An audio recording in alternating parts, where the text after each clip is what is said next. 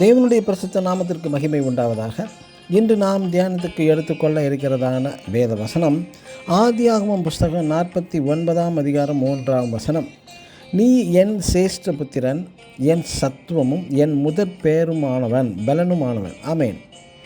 யாக்கோபு தன் குமாரர்களில் ஒவ்வொருவராக ஆசீர்வதிக்கிறான். முதலில் தனது மூத்த குமாரன் மகன் ரூபனை கூப்பிட்டு ஆசீர்வதிக்கிறான். என் சேஷ்ட புத்திரன், என் சத்துவம், என் முதற் பலன், நீ மேன்மையில் பிரதானமும் வல்லமையில் விசேஷமுமானவன் என்கிறான். அதாவது சத்துவம், பலம், மேன்மை, விசேஷம் என்று ஆசீர்வதிக்கிறான். அதாவது இஸ்ரவேல் புத்திரருக்கு தேவன் விதித்திருந்த பிரமாணத்தின்படி, கட்டளைப்படி முதலில் பிறந்த ஆண் மகனுக்கு சொத்தில் 2 பங்கு கொடுக்கப்படும். அதாவது 100ல் 67% வழங்கப்பட வேண்டும். உபாகமம் 21 அதிகாரம் 16-17 வசனங்களில் வாசிக்கலாம்.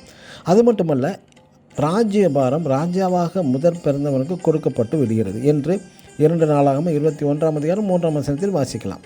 முதற் பிறந்தவன் குடும்பத்தை கவனிக்கும் பொறுப்புள்ளதால் தகப்பனின் சொத்துக்களின் பங்கையும் முதற் பிறந்தவனுக்கு சேரும்.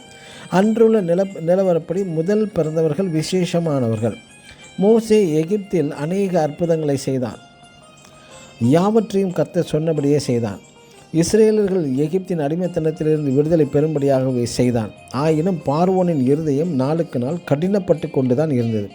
கடைசியாக கர்த்தர் தாமே நேரடியாக ஒரு அற்புதத்தை செய்தார். அப்பொழுது பார்வோன் இஸ்ரேல் ஜனங்களை அனுப்பிவிட்டான். பஸ்கா ஆட்டுக்குட்டியை அடித்து அதன் இரத்தத்தை தங்கள் வீடுகளில் உள்ளும் புறம்புமாக கொண்டு வந்தபோது எகிப்தியரின் முதற்பேரான அனைத்தும் அழிக்கப்பட்டு விட்டது.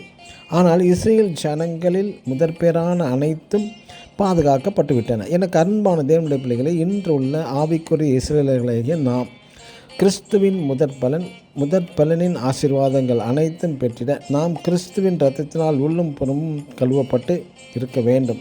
உள்ளாகவும் மன்னித்து வெளிப்புறத்திலும் மன்னித்து இருக்க வேண்டும். நமக்கு தீங்கிழைத்தவர்களை உள்ளாகவும் வெளிப்புறமாகவும் மன்னித்திருக்க வேண்டும். அப்பொழுது மட்டுமே தேவன் மிகப்பெரிய ஆசீர்வாதத்தை உங்களுக்கு கட்டளையிடுவார். ஆமேன். God bless you.